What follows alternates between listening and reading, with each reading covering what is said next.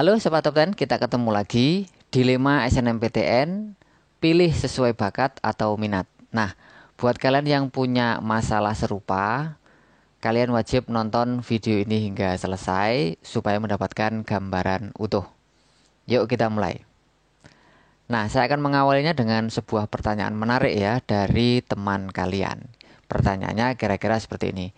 Mau tanya, menurut kakak gimana nilai aku relevan di matematika, tetapi minatku di biologi? Menurut kakak pilih yang mana? Oke, mungkin saya dalam video ini tidak kemudian secara tegas memberi solusi ya, tapi saya akan mencoba memberikan sebuah pandangan untuk kemudian kalian sendiri yang akan menentukan sikap atau langkah yang diperlukan sebelum mendaftar SNMPTN.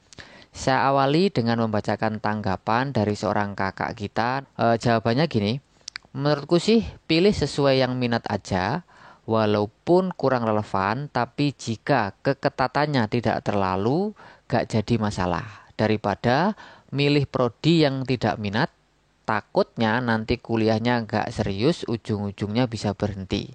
Lebih baik kan pilih yang minat, karena walaupun gak bakat, tapi usahanya cukup, pasti berhasil kok. Nah, kira-kira gitu. Nah, pertanyaan sekarang adalah, salahkah pendapat barusan? Pernyataan ini Adalah salah satu cara pandang. Maka statusnya 100% tidak salah.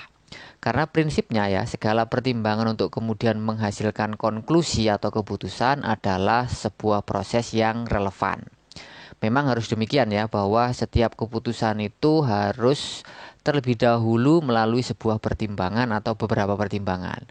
Dan setiap keputusan yang dilalui dengan sebuah pertimbangan adalah keputusan yang terbaik. Jadi pendapat Kak Hikmah dalam hal ini dapat dipertimbangkan sebagai opsi dalam pengambilan keputusan. Nah, sekarang berikutnya nih yang menarik. Cara pandang termasuk punyanya Kak Hikmah tadi biasanya selalu menciptakan antitesisnya atau argumentasi sebaliknya lah kalau dalam bahasa sederhana. Apa kira-kira argumentasi sebelahnya atau argumentasi lawannya? Mungkin kalau saya bacakan jadi kayak gini. Menurutku sih pilih sesuai yang bakat aja, walaupun kurang minat dan juga ketat tidak terlalu jadi masalah. Daripada milih prodi yang tidak bakat, takutnya nanti kuliahnya nggak bisa ngikutin, ujung-ujungnya bisa berhenti juga. Lebih baik pilih yang bakat, karena walaupun gak minat dengan berbagai penyesuaian yang cukup, pasti akan berhasil kok. Nah, kira-kira antitesisnya atau argumentasi lawannya kira-kira jadi demikian.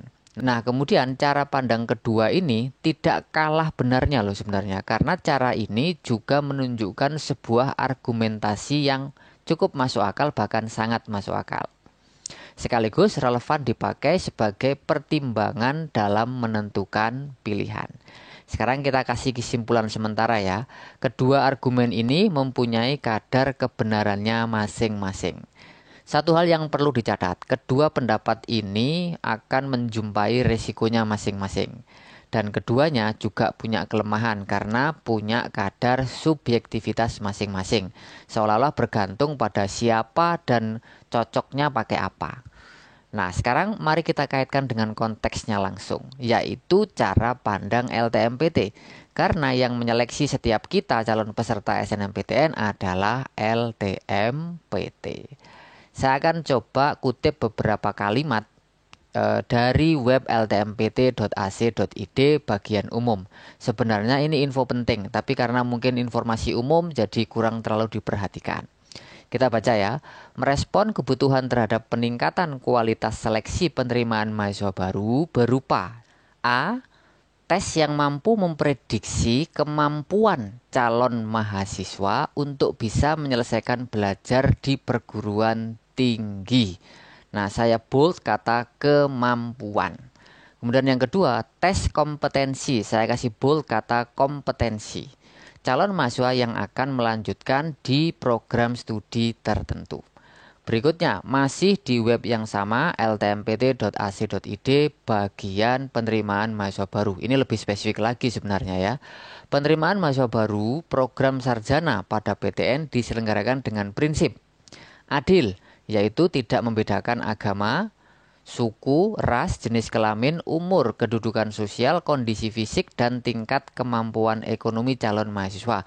Dengan tetap memperhatikan, nah ini yang menarik nih, potensi prestasi akademik calon mahasiswa dan kekhususan program studi di PTN yang bersangkutan.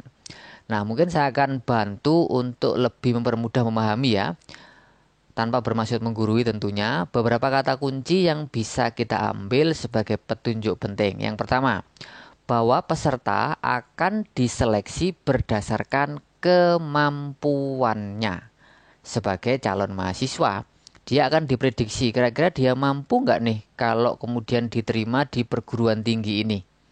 Nah, kemudian yang kedua, LTMPT akan melihat detail kompetensinya atau kompetensi calon peserta ini sebagai syarat layak apa tidak diterima pada prodi yang dipilih calon peserta ini. Yang ketiga, peserta harus memenuhi potensi dan prestasi akademik. Apakah nilai rapor atau prestasi lainnya? Prestasi. Nah, yang jelas LTMPT akan memastikan bahwa setiap peserta SNMPTN adalah mereka yang berkemampuan, ya, berprestasi serta memiliki kompetensi yang memenuhi kelayakan untuk absah diterima sebagai calon mahasiswa baru jalur SNMPTN. Nah, jadi jika teman-teman meminta pendapat saya kasih disclaimer ya, guna kemungkinan peluang lolos. Tentunya guna kemungkinan peluang lolos. Maka kita wajib memenuhi segala aspek yang disyaratkan atau dipersyaratkan oleh LTMPT sebagai penyelenggara seleksi. Tidak ada jalan lain, mau tidak mau, suka tidak suka, kita harus memenuhi syarat-syarat ini. Jika potensi lolos SNMPTN adalah target utama kita. Gimana? Sudah jelas? Semoga jelas. Selamat mempertimbangkan. Nah, mungkin kalian masih ada yang belum jelas ya. Sebenarnya saya telah membuatkan sebuah buku khusus. Ini yang melalui proses yang panjang lah. Bukunya ini akan membuat dilema kalian akan permasalahan ini beres ya. Karena ini panjang sekali, jadi harus dijelaskan dalam sebuah buku. Buku ini padat teori dan pengalaman dari kakak-kakak kelas kalian yang sudah sukses melampaui dilema ini. Insya Allah buku ini bermanfaat, silakan diakses karena jumlahnya sangat terbatas. Linknya saya taruh di kolom deskripsi. Mau request konten apa lagi silakan tulis aja di kolom komentar. Demikian video kita kali ini, semoga membawa guna dan membawa manfaat. Terima kasih atas perhatiannya. Mohon maaf apabila ada kesalahan-kesalahan. Kita akan jumpa lagi di episode yang akan datang. Tetap semangat, tetap belajar, dan create your future.